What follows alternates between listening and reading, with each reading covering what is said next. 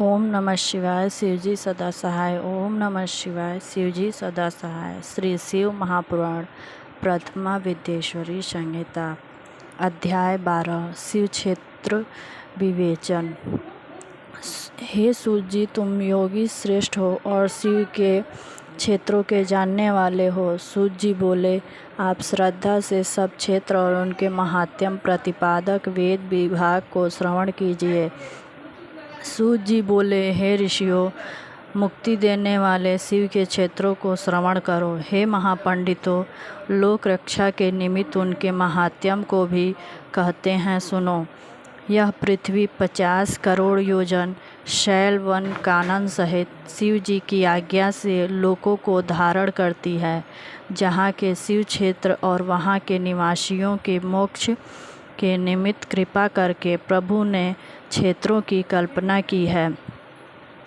ऋषि और देवताओं के परिग्रह से लोक रक्षा के निमित्त जो स्वयंभूत क्षेत्र उत्पन्न हुए हैं, उन तीर्थ और क्षेत्रों में स्नान जपादिक सदा करना चाहिए। न करने से मनुष्य रोगी दरिद्री होता है और उसे जड़ता की प्राप्ति होती है।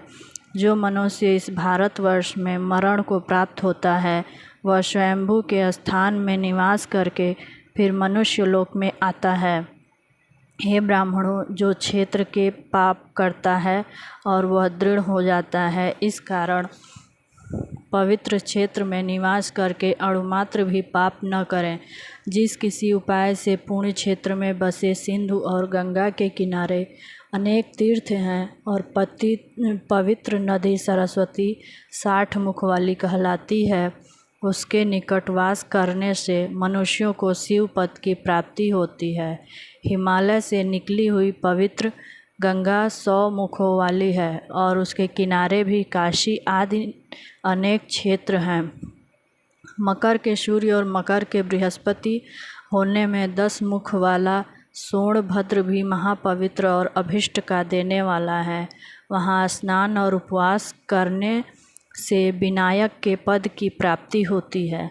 और नर्मदा नदी महापवित्र और 24 मुख वाली है, उसमें स्नान और उपवास करने से वैष्णव पद की प्राप्ति हो जाती है। तमसा 12 मुखी और रेवा 10 मुखी नदी है। गोदावरी महापवित्र ब्रह्मा और गोवध हत्या दूर करने वाली है। यह 21 मुख वाली और रुद्र लोक को देने वाली है। कृष्णा वेणी पवित्र नदी सब पापों को दूर करने वाली है। वह 18 मुखी है और विष्णु लोक को देने वाली है। तुंगभद्रा 10 मुखी ब्रह्मलोक को देने वाली है। सुवर्ण मुखरी महापवित्र 9 मुखी कही हैं। ब्रह्मलोक से च्युत होकर प्राणी इस स्थान में जन्म लेते हैं। सरस्वती, कन्या, पंपा, श्वेत नदी इसके किनारे निवास करने से इंद्रलोक की प्राप्ति होती है। शाय पर्वत से उत्पन्न हुई महापवित्र कावेरी महानदी, यह 27 मुखी महानदी संपूर्ण अभिष्ट देने वाली है। उसके किनारे महापवित्र स्वर्गदाता ब्रह्मा विष्णु के पद को देने वाले हैं। शैव स्थान शिवलोक और संपूर्ण इष्ट की प्राप्ति करने वाले हैं।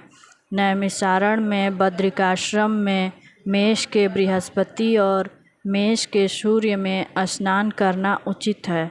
सिंधु नदी में सिंह और वृश्चिक के सूर्य में स्नान करने से और वहाँ तप करने से ब्रह्मलोक की प्राप्ति होती है। केदार का जक्तपान और स्नान देने वाला है। गोदावरी में सूर्य और सिंह के बृहस्पति में वहाँ स्नान करने से शिवलोक की प्राप्ति होती है। यह स्वयं शिव जी ने कहा है। कन्या के गुरु और सूर्य होने से यमुना और सोमभद्र में स्नान करे तो धर्मलोक गणेश लोक में महाभोग की प्राप्ति होती है। तुला के गुरु सूर्य में जो कावेरी में स्नान करता है वह विष्णु वचन के महात्म्य से संपूर्ण मनोरथों को प्राप्त होता है। वृश्चिक के गुरु और सूर्य में नर्मदा नदी में स्नान करने से विष्णु लोक की प्राप्ति होती है।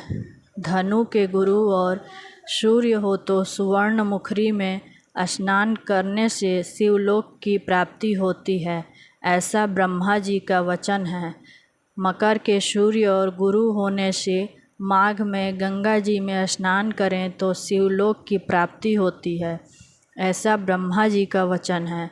फिर वह ब्रह्मा तथा विष्णु के पद का उपभोग करके उपरांत ज्ञान को प्राप्त होता है। माघ के महीने में गंगा में स्नान करने से सूर्य में श्राद्ध, पिंडदान अथवा तिलोदक देने से अपने वंश और पितरों के असंख्य कुल का उद्धार करता है। मीन के गुरु और सूर्य होने में उन तीर्थों में उन महीनों में स्नान करने से इंद्रपद की प्राप्ति होती है। गंगा व कावेरी के निकट बुद्धिमान निवास करे तो तत्काल का किया हुआ पाप अवश्य नष्ट हो जाता है। रुद्रलोक देने वाले भी अनेक क्षेत्र हैं। ताम्रपर्णी और वेगवती ब्रह्मलोक का फल देने वाली है। इसके किनारे स्वर्गदायक बहुत से क्षेत्र हैं और इनके बीच में पुण्यदायक अनेक क्षेत्र हैं। वहाँ निवास कर बुद्धिमान उनके अनुसार फल पाता है।